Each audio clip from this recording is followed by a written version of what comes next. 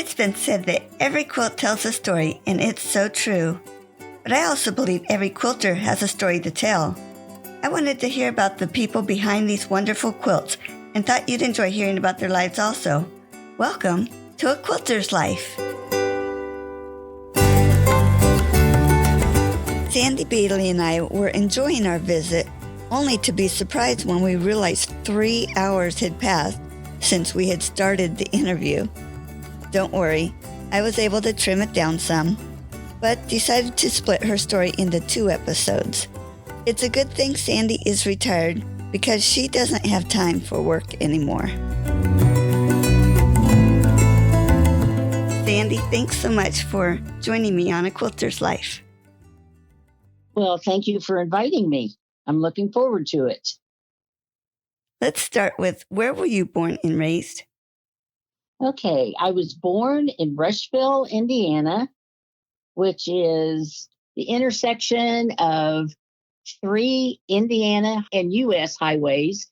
It's Indiana 44, U.S. 52, and Indiana 3. They all come together in Rushville, which is the county seat for Rush County, and it's about 40 miles from southeast of Indianapolis. It's primarily rural, not much industry there. There was some furniture manufacturing when I was growing up there, and I had my grandmother and my great aunt worked in a little glove factory that was at the end of their street, and they actually made women's cotton gloves, the little white ones and stuff that people used to wear to church or anytime they were out. So most of the people around us were on farms. My grandfather had a farm. And when I was first born, my parents were living on the farm. And that was great with my mom. But my dad had grown up in town. And it's kind of like Green Acres, it wasn't the life for him. So we ended up moving back into town of Rushville, which is maybe 10,000 or so. Then they built a house in the country when I was about 3.5. And so I grew up surrounded by cornfields and farms on all sides. So even though we weren't farming at that point, or no one was farming in my family, we were still in that community. And it's just different than some of the other places I have lived during my life. Now, where they built, was that anywhere near your grandparents' farm? It was about 2 miles towards town. So we were about 2 miles out of the city limits and about 2 to 3 miles from my grandfather's farm. And his brother had a farm next to his. So, it was sort of a family affair that my mom grew up in anyway. Yeah. So, but things change. They sure do. Well, being a couple miles out of town, did you ride the bus to school? I did. And the interesting thing was I was like on the northeast side of Rushville, but the township school that I went to was on the southwest side of Rushville. So by the time we rode the bus and got everybody picked up, it was about a 17-mile ride versus 6 to get from point A to point B as the crow would fly. So there was lots of time to do all of the hand clap games and learn all of the latest songs out of the little Hit Parade magazine that I would get like once a month at the drugstore. And so we put the time to good use. It never really seemed like it was that long, but it was always really exciting when the bus driver would decide to run the route backwards. And then we were like one of the first ones off instead of being the last. Anyway, yeah, there were some good times on the bus. Oh, it sounds like you had a wonderful bus driver, too. We did. had the same one the whole time from first grade through getting out of high school, although by then I was either riding with my brother or then I got to drive some myself. So, but yeah, it was the same bus driver. So if cars were not available, if the front light was on, he knew that he needed to stop. Oh, that's a neat way. Yes. Wow. So, do you have a special childhood memory growing up? Yeah. There's one in particular because nobody has ever let me forget it. I remember doing it because I was 4, and it was shortly after mom and dad had built the house, kind of in the middle of the cornfields. And there was a plethora of granddaddy longlegs or harvestmen spiders or whatever you want to call them. Anyway, they couldn't find me. They'd been looking and I don't know, I don't think I was really hiding. I was kind of out the back door and kind of tucked in between the steps and the side of the house, catching all of these granddaddy longlegs and making piles of legs and piles of bodies. So I just decided, since I ended up becoming a librarian, that I was into categorizing early. It's a little gruesome when I think about it now. It's like, ooh, they were little live bodies, just kind of like, we're not going anywhere anymore. Oh, I'm just picturing this little pile of legs. To make a pile, you had to have quite a few spiders. Yeah, well, I think I probably cut down the population a bit. Oh, I'm sure that was appreciated. Yes. But growing up more in the country, there was Flat Rock River was just across the road and maybe a half a mile on the other side. So there were covered bridges close to where I grew up. So a friend from down the road that I met when we first moved there, her dad brought him up on a pony so that they could meet the new neighbors. I guess we have been lifelong friends since we met at the ripe old age of 4 and went all through school together and everything. And she still lives in my hometown. But we would get on our bikes and we would pack our little lunches and we would be gone all day. And we would ride up to the covered bridge and play around the river. It was great. And they had horses. So later on, then we were riding the horses down to the river and around. But that was kind of my lifelong dream, was to have my own horse. But that didn't happen even when I came up with a quarter when I was younger and gave it to my dad and said, now I can get a quarter horse. But that never materialized. Uh-huh. Can you remember the look on your dad's face when he answered Oh, you? yes. It was, quarter? very, very mirthful. It was just like, oh, he was trying to be serious, and explained to me that a quarter horse was not the cost of it, but that was the breed of it. And so, yeah, it was just another one of my misconceptions along the way. Things are so confusing with quarter horse, the quarter, and I had the hardest time with a quarter after and a quarter till because I was sure that should be 25 because a quarter was 25 cents. Aha. Yeah. That's right. Well, you don't have all of those inside understandings of it's just a fourth of whatever. After high school, did you go right into the workforce or did you go on to other schooling? I went on to other schooling. I went to Ball State University in Muncie, Indiana, and started out thinking that I wanted to go into microbiology because I kind of had my heart set on going into research. And coming from a small high school, there were 117 in my graduating class, I think, and kind of like being the big fish in a small pond. and then you end up being a little fish in a big pond in college. And, there were kids there who were going into pre-med. And I just all of a sudden felt like, I don't know anything. Anyway, I did stay with it for a year, my freshman year. And then I got to thinking, is this really what I want to do? So I went and met with my college counselor, which was interesting because she wanted to know if I thought about getting married or having children. And at 18, that was just sort of somewhere out there. I guess I figured I would, kind of one of those things.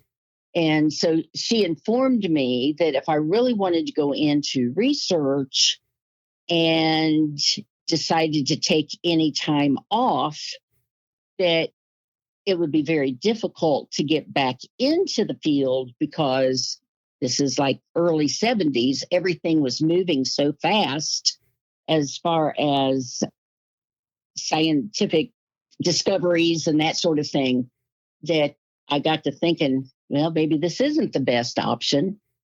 And my roommate, who we are still close friends because she's a quilter too, was in elementary education. And it didn't seem like she was working nearly as hard as I was trying to read these biology texts and taking more advanced math and everything. So I changed my major. I never really thought about being a teacher, but I decided that, well, that was a good option. It was a good job, so that's where I ended up and started out in elementary education. I taught 9 years in Indiana, grades 3, 4, and 5. And then I taught 5th grade in Xenia, Ohio for a year. We came to South Carolina and I taught 5th grade for a year. And then I went into the media center. And then it was like, oh my gosh, I have found heaven, and got a second master's degree in library science and did that then for about 20 years. And then I went to the middle school for my last 13 years. And I think that would have been truly nirvana if I had had middle school and media science or the library intermingled from the beginning. It couldn't have been better. So when I did retire after 40 years, it was definitely on a high note. So it was kind of a wacky way around getting there, but it just turned out absolutely perfect. How wonderful to be able to end on that high note. Each day was going to be a new adventure. And that's the thing that I really liked about going from the classroom into the media center, is then I got to work with everybody. And I could really spend as much time as I wanted to on literature and getting kids hooked on reading, and always trying to stay ahead of kind of the newest trends, whether it was Twilight and the vampires or Harry Potter or something along those lines, that I could get even the most reluctant kids. I could find something that would finally pique their interest enough that then they would come back on their own and get something. There was one 8th grade boy, the teachers had said they haven't read a library book the whole time they've been here. And I talked to him just a little bit, and he was talking about, well, he was real interested in World War II, but he just didn't really want to read just nonfiction, factual type books. So I found the book on the USS Indianapolis for him to read, which happened to be, which I told him, I'm from Indiana, so, I knew about this, but not during the World War II period. I wasn't that old. Anyway, and how it was kind of on a secret mission and nobody knew where they were, and they got sunk, and then the sharks came. And that's all I had to tell him. From then on, he was hook, line, and sinker. He really became an avid reader. So those are the really fun things to know. It is exciting to watch those lights go on. Absolutely. I'm looking down at my question, and it said, and maybe why you chose this career. And you said you weren't looking for that. We I really covered wasn't. that. But it turned out good. And I did like it.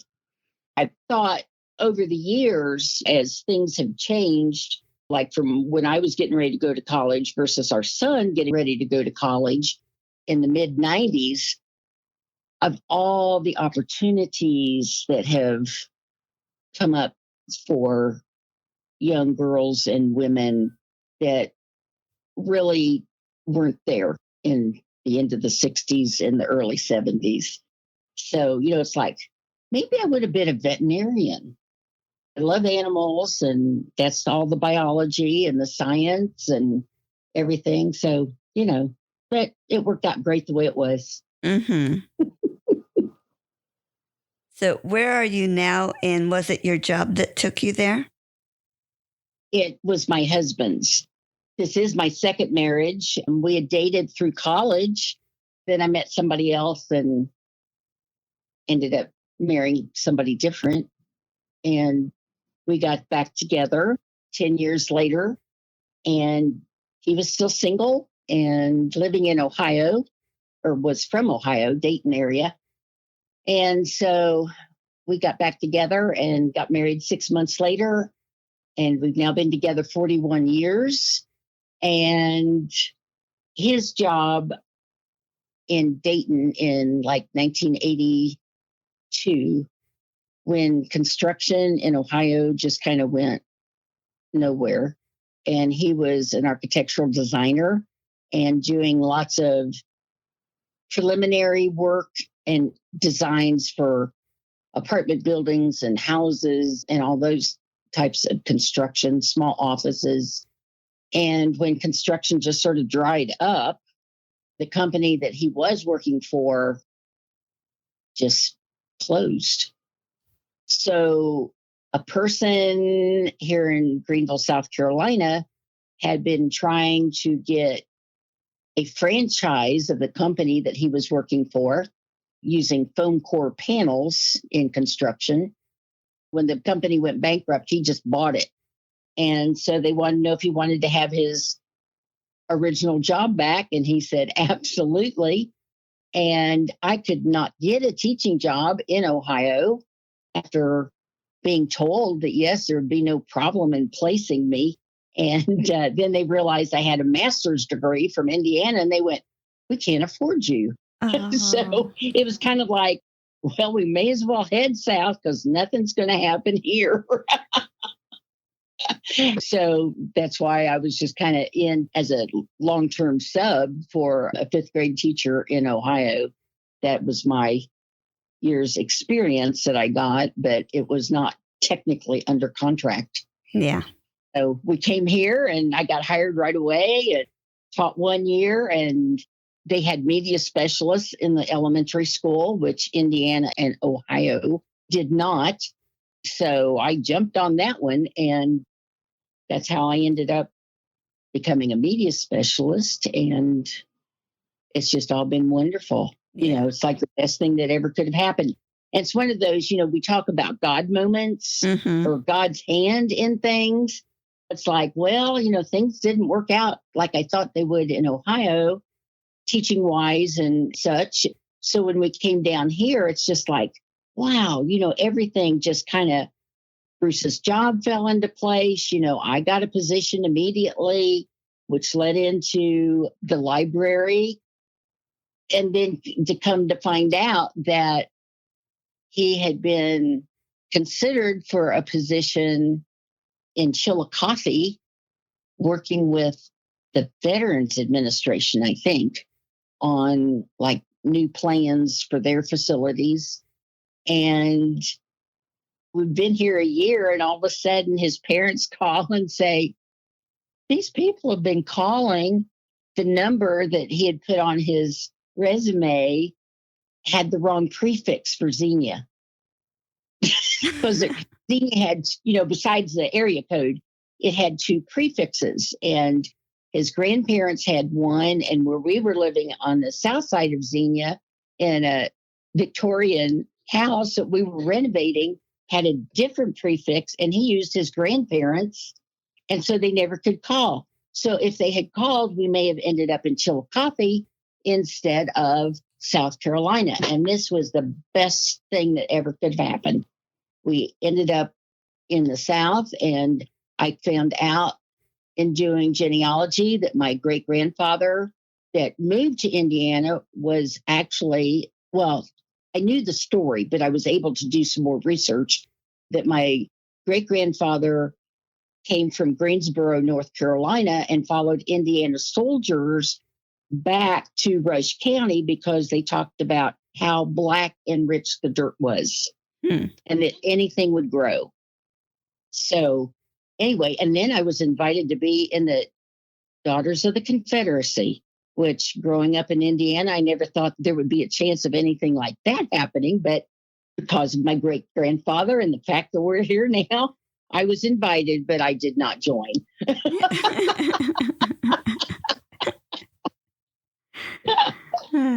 Anyway, it's just interesting how you see that little things that could be considered a mistake maybe really weren't a mistake, that there was a bigger plan about it than what we knew or could know.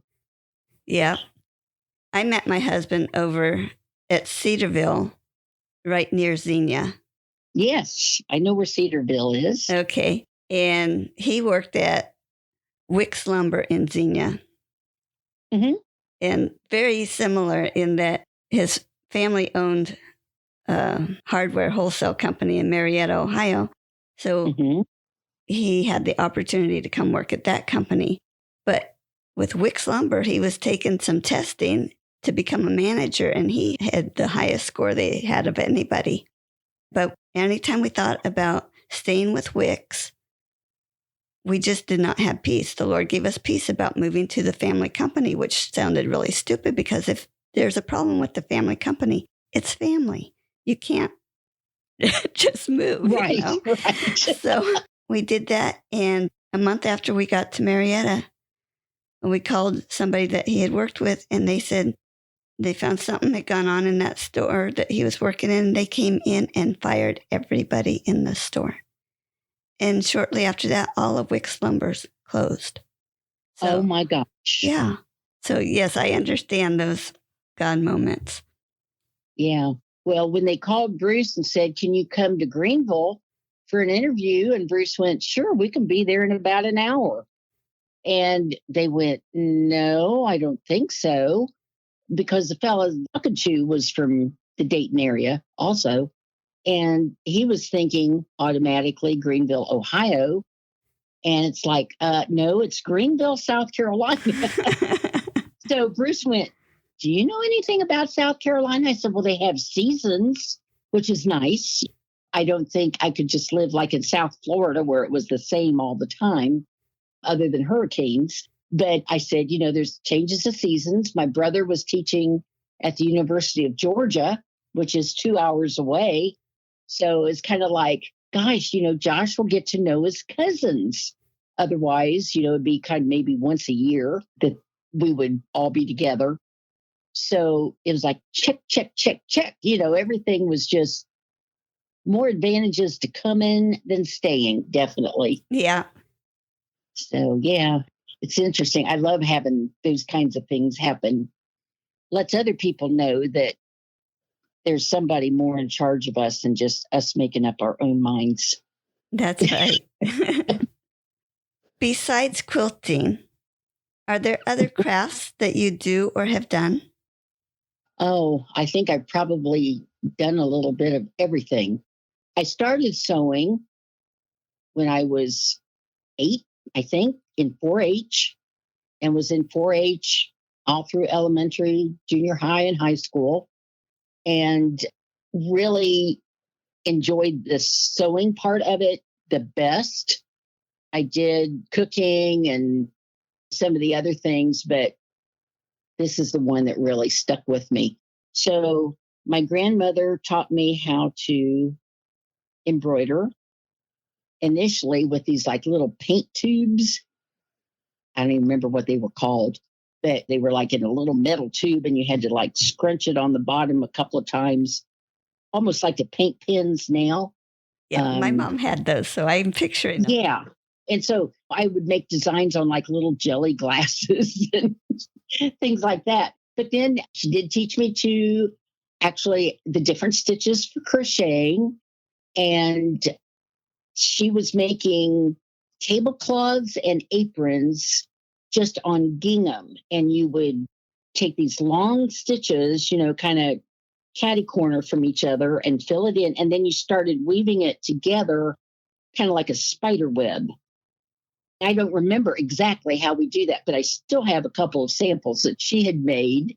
So I was crocheting pot holders, and I made pot holders with the little loops and the little metal frame. And then I went on to more involved embroidery and crewel work with yarn. And then I got into cross stitching and needlepoint. None of those things I do now because I've just sort of been completely engulfed, I guess, in quilting. I do have an embroidery machine that I may embellish some things with. And occasionally, like my college roommate that I mentioned, we met in 1968 and they were here about 3 weeks ago and she brought me 8 aprons that she made and wants me to put names on them. So I do things like that, but I really enjoy the sewing and the quilting part the most. Yeah. And I've made pin cushions with antique lace and old vintage embroidery, like from pillowcases and sheet sets and all the little doilies or little vanity sets that people used to have that were embroidered, and cut those up and use it with feed sacks or reproduction, like the 30s prints. Then I do beading on them. So I've done probably a few dozen of those and have sold some and given a lot. And then I really started expanding my button collection. So now I'm doing things with buttons, little pictures and covering things like my initials to hang in my room with buttons and stuff. So it's sort of like, if somebody's doing something, I at least have to try it for a little bit. I guess that's a bad thing because if you jump in too deep, then you have all these things that maybe you're not going to ever use again. But I just pass it on. That's the best way to do it. I put it on Facebook and it's like, I have all of these things. If anybody's interested, let me know. They'll be on the front porch. That gives someone else a chance to dabble in it to see if that's where they want to go. That's right. How about any hobbies like cooking? I really used to like to bake and cook and did mostly all cooking, especially, when our son was still home. But since I've retired and there's just the two of us, I can make something. My husband really likes leftovers, which is nice because I don't know how to cook for two. So I can cook for 4 or more. And so, we always have something, either half of it goes in the freezer or we just have it a couple of days later. But until everything started getting so much more expensive this year, we probably ate out a lot more often than we should.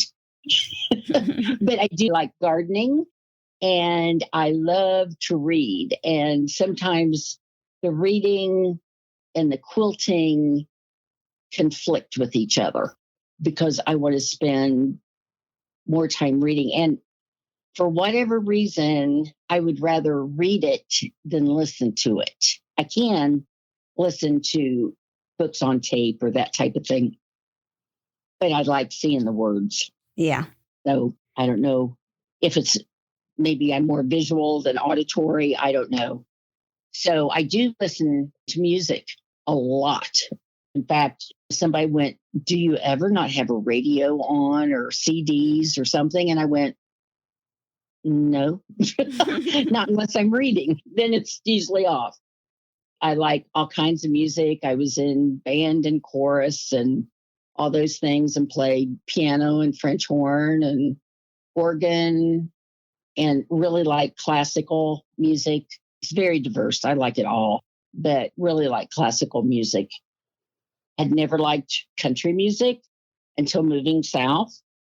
And then it's kind of like you hear it a lot. And it's kind of like, well, this is okay, and they're more ballad related. They tend to tell stories, which, since I was also a storyteller when I was in the media center, I guess that kind of goes hand in hand with that too. It's kind of one of those things that I'm never at a loss for something to do. Mm-hmm.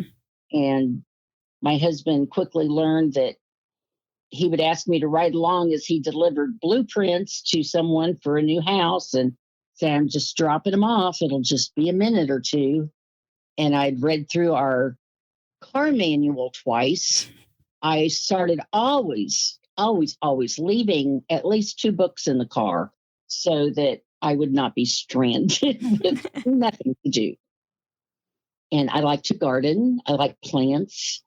I'm still adjusting. We moved from the country into town about 13 years ago, town of Travelers Rest, which is, like 6 blocks wide. It's not very big, but we have lots of shade with ancient oak trees. So most of what I'm used to growing is full sun. So I'm still trial and erroring, sometimes successfully and sometimes not. And we're big animal lovers. So we always have dogs and cats. Right now, we have a Great Pyrenees and one gray kitty, down from 3 dogs and 3 cats to just one of each, just since spring, which was kind of sad and hard to deal with, but they were old. So they had good lives. But yeah, if there's nothing else to do, you could always pick up a book. And I tend to read multiples at once. Really? So I do. I read a wide variety, kind of through all genres. I like reading recipes, even though I don't cook all the time. But I read fiction. I really like fantasy, science fiction, some mysteries. For a while, I was really into steampunk, but that was for about 3 years after I retired. And that genre was just kind of getting started in the middle school. So I followed through with some adult versions, and it's really steamy. It adds steamy to steampunk. But yeah, pretty much anything. People recommend things and I read those, but I had just saw the movie of Where the Crawdads Sing and had read the book about 3 years ago. And then I had to go back and kind of reread parts of it because it's like, is that what happened? I don't remember that. So I've gone back and I've read some books that are considered classic, like Rebecca by Daphne du Maurier, that somehow I never had read it. So I read that a couple of years ago, and it's like, that was really a good book. Why did I never read this before then? So just very diverse. I am the editor of our church newsletter. So I publish that every month. I'm in charge of our senior adult group at church. So every month I'm planning lunches and activities or outings and that sort of thing. So yeah, I stay busy. It's kind of like, when would I have had time to work? I heard that a lot while I was still working. And it's really true. It's just sort of like you can fill up all the rest of your time with other things that you really enjoy. Yeah. And not come home too tired to do any of it. Do you think any of these hobbies show up in your quilting? Well, occasionally I did do a Darth Vader quilt. So that's kind of there in the science fiction realm. But I don't know. A lot of my quilting motifs end up being very organic as far as leaves and flowers and vines. And it's because I like them. It's not just necessarily because they're easier to do. I don't know. I hadn't really thought about it. Yeah. But when I do quilts, I only do free motion. I very rarely use rulers. I don't care for ruler work as much on the long arm. Sometimes you have to, just because that's kind of what the quilt is telling you that it needs, but it's not my favorite way to do it. I would rather just kind of put things together and see how it all comes out at the end. And so far, knock on wood, that any of my customers have liked what I've done. So they're not complaining about it. And they said, well, at least I know it's not off of a computer. Nothing is the same, you know. Did someone introduce you to quilting, or did you just pick it up out of the books? Or I guess from having always sewn, I guess the first quilt I actually made was while we were living in Xenia and I was not teaching. Our son had just started kindergarten. So I had half days anyway with nothing to do. And having been in school or teaching constantly since first grade, you know, it's kind of like, what do I do now? So I did. I made a quilt, and basically it was a 9-patch that I bordered out a couple of times for the blocks and put that together. Then when we moved down here and I started working again, that kind of all got put to the wayside. And that's when I was doing the cross stitching and all those other things that I could pick up and put down very easily. But my grandmother quilted. I have quilts that she has made. My great grandmother quilted. I have quilts that she made that still have cotton seeds in the batting. And while I was in Xenia, I did take a hand quilting class at the Greene County Technical School, an evening class for like 6 or 8 weeks. And I really, really liked that. So the interest has been there, the time has not. And so when I retired, I started just making quilts, and I just sort of stitched in the ditch or did like little wavy things down through the seams or between seams just on my domestic machine. And then after we moved into town, well, I guess it's been 4 years ago, we built a garage behind our house that only had a carport. And my husband was just going to put a little kind of half story above where he could put his drafting table and all of his files with all of the houses he's designed and blueprint machine and all that kind of stuff upstairs. I'm thinking, oh, great. That means everything's moving out of the little den area that we have in the house. And I was going to be out of the corner of the spare bedroom. So I'm thinking, this is really, really great. Because really, at that point, I had just a couple of sewing machines, just domestic. Although the first spring that I was retired, my friend Pam and I went to Atlanta to the big quilting and sewing expo. And we both ended up buying one of the Martelli cutting tables that are adjustable height and can tilt and do everything but cut it out itself. So I was good. You know, I had my cutting place, I had an ironing board and my sewing machine and a table. I was good.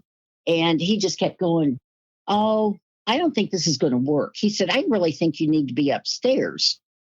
And I went, I really don't want to be upstairs. I've had 2 knee replacements and a hip replacement towards my last years of teaching.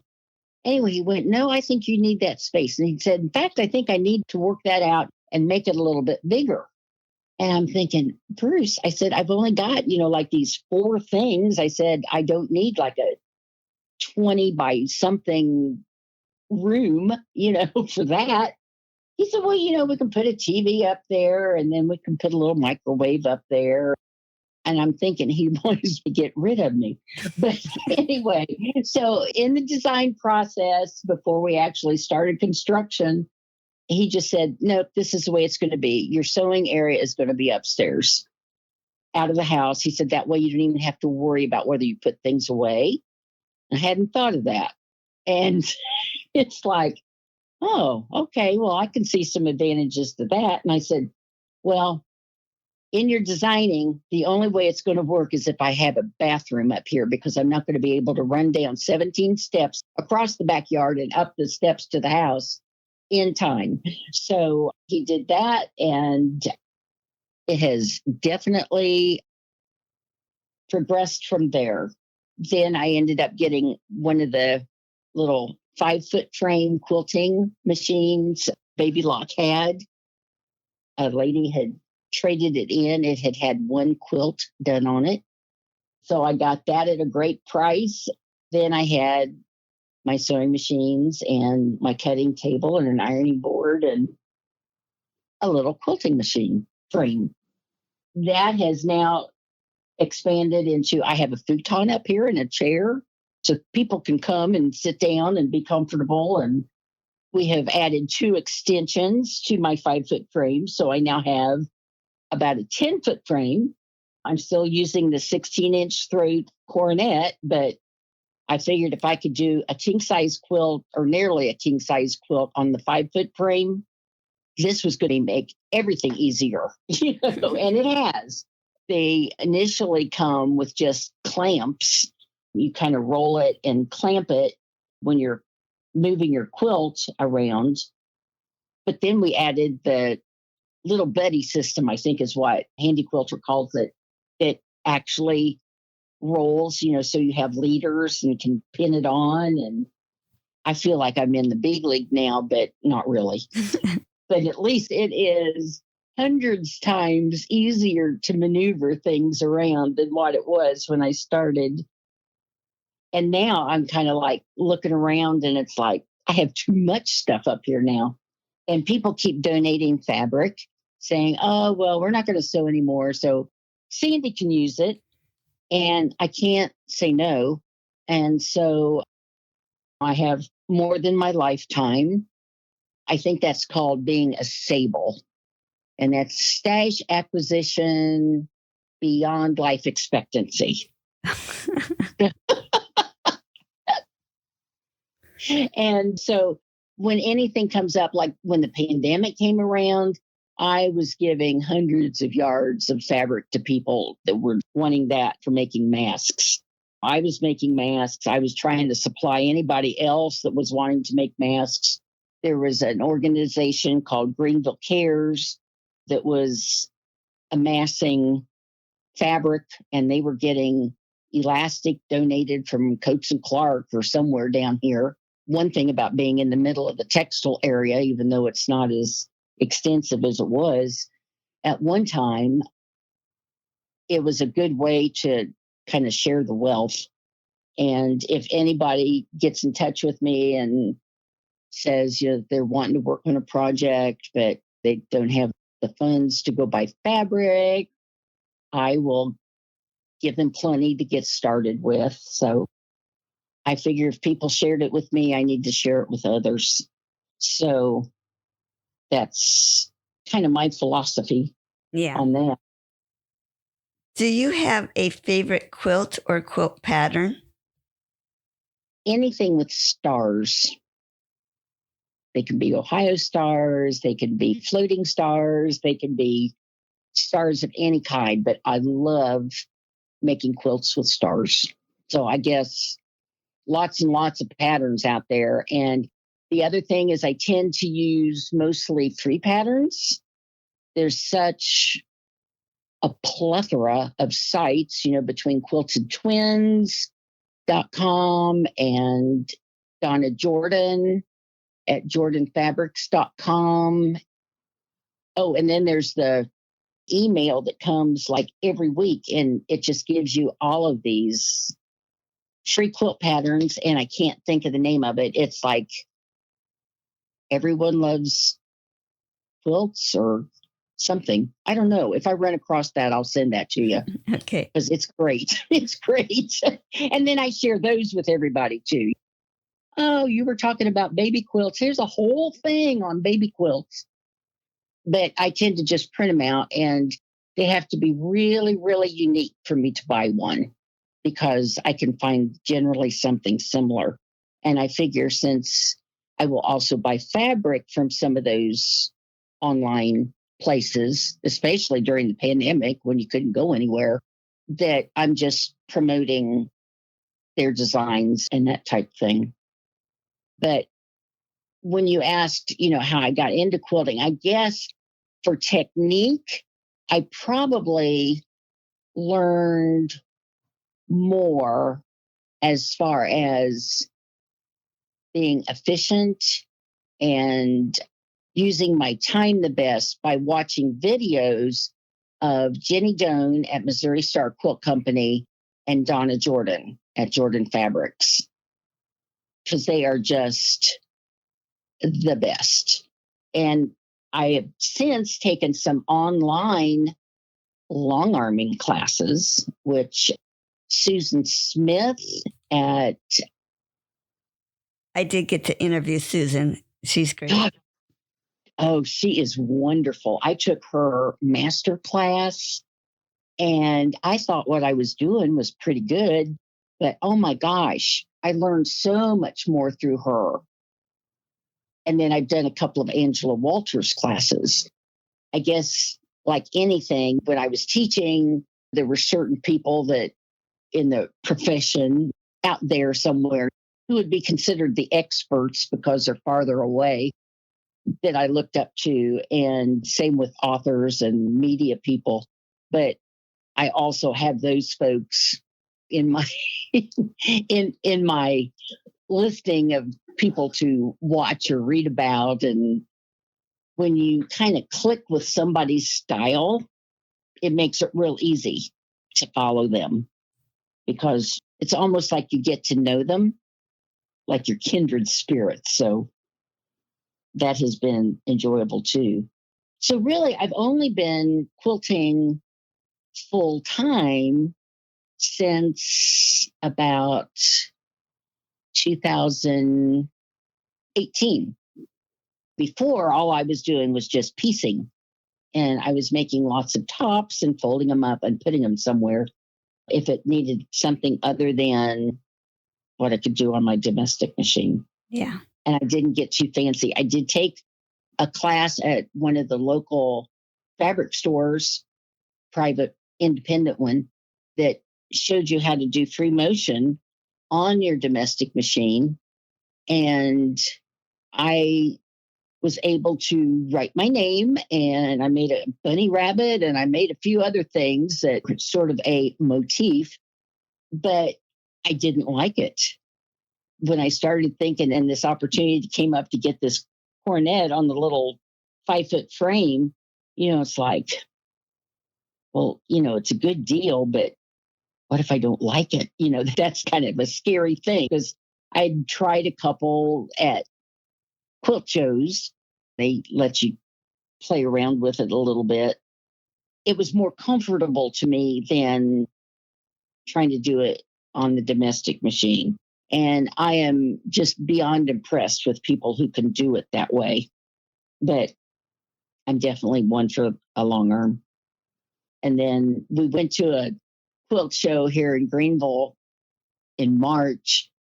And Bruce likes to go with me because he likes to look at all of the technical parts of quilting machines and the engineering and, how is it programmed to do this, that, and the other. So I think it was really him that wanted to get this machine. And it's one of those that the first time I tried to follow a pantograph with the little laser light. It was like all over the place. I did a couple of pantographs. I mean, I got to where I could at least stay close to the line, but it was too repetitive. And it's like, that didn't really do anything for me. Although when I asked him to try it, he never wavered off of the line. It was absolutely amazing to me. I guess it's from all the drafting and everything, and his eye-hand coordination maybe is better than mine. But I told him, I said, golly, Bruce, if you would only do these, I could just make quilts and then you could quilt them. But that never happened. So I don't think it's going to change now, but it sounded like a really good plan. Yeah, that sounds like a great balance of being able to work on something together. Yeah. Now, he is very supportive. If I'm working on a project, he will bring me lunch every day. And he'll stay out here and he's interested in what I'm doing or what the process is at that point. But anyway, I was having trouble getting perfectly round the quilted piece so that it would cut in the round accurately. And so he came up and did that. He got out all of his drafting stuff. You know, he was actually using the protractor and everything and figured out how he could get a marker down into the thing that usually holds only a piece of lead and work it out for me. So he's been a lot of help, and he's always helping to modify my quilting frame. Well, he added the extensions, which is a hack. You know, it's not really something that Baby Lock endorsed. So you can make this 5-foot frame much bigger and not spend $4,000. It's like 4,000 versus 400, maybe 500 for the two extensions, and make it all work. But he's figured out a way for me to handle my batting under there without buying something. You know, it's like, oh, well, we just need a piece of, you know, angle iron here and a piece of whatever there. It's kind of like, all right, probably a little makeshift, but it works. And I can't complain, because if I save money on that, then I have money for other things like fabric. Right. Yeah. Do you have a favorite tool? If anything, it's probably my walking foot. I find that I use it lots more than just to quilt something. I think just because it gives me even feet on both sides, it just seems to work better. So I leave it on a lot. Yeah. I've heard of others doing that too. Oh, okay. There is one other tool that I really, really like, and it's from OESD. It is basically like the Purple Fang, if you're familiar with that. Except this one is metal, because I have broken lots of the purple things or made them go all the way through the corner that I'm trying to turn out. And this is a metal one that they have for some of their embroidery things, but it has two different sizes of balls on the end, and they are perfectly round. So it's very difficult to actually poke it through anything. And it works great if you're turning something out like a placemat and you want that edge to be actually even and not kind of tucked in. And you can run it across that seam and it stays perfect. And so when you top stitch it or whatever you want to do, it's really just the seam is in the middle, but it's extended all the way out. So, yeah, that's probably my favorite tool. I've actually bought it for a couple of people and given it to them because it was that much better, I thought, than anything else I've used. And I've used everything, you know, bamboo sticks and scissor points, a lot of things you probably shouldn't, but that is actually one that I haven't ended up with any problems with. So that makes it really good. It's fun to realize when you think of your tools of, oh yeah, if I didn't have that, I would really miss it. Mm-hmm. Thanks so much for visiting with Sandy and me. We will continue her story on the next episode of A Quilter's Life. See you soon.